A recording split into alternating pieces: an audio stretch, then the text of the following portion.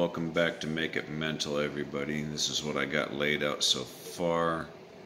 This is not totally done yet, obviously, but I just want to explain some things since my rotary tool took a nosedive while I was cutting a slot for the crown gear that goes in here. My overall dimension from, let me move this body out of the way, from outside tire to outside tire is 2.5 inches, so it's got a very narrow wheelbase. But I think in all, it's not going to be bad looking. This motor I took out of a brushless, or not a brushless, a toothbrush, battery operated toothbrush.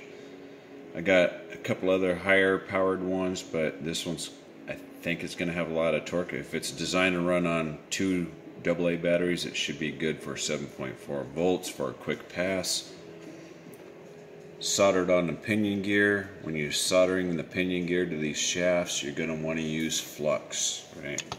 If you don't use flux, you're probably not going to get the pinion gear to stick, so use flux. And put flux on the shaft. And then when you slide your pinion gear on top of the shaft, put a little flux on top of it, start to heat it up with a butane torch. And then the flux will turn into a liquid and seep down into the pores.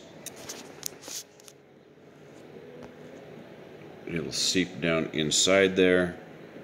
And then you're just going to barely touch solder to it, and then it should fall inside. And then as you can see, I've got bearings inside there.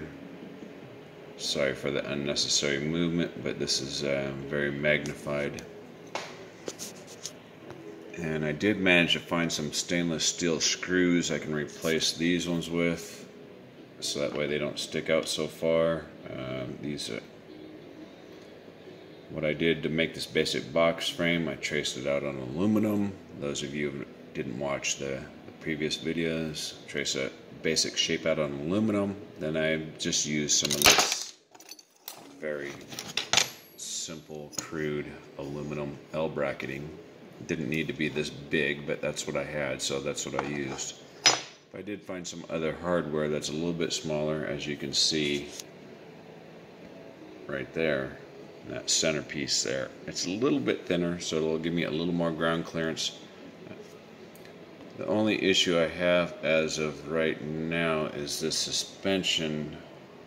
I'm not going to get as much travel out of it as I wanted because the tires are so small. And to go with the bigger tire, I'd have to go with a fatter tire, unfortunately. So I'm going to leave it as is because I like the look of a smaller tire in front and a bigger tire in back. I like that look. It just doesn't look proportional. So to give you a better idea,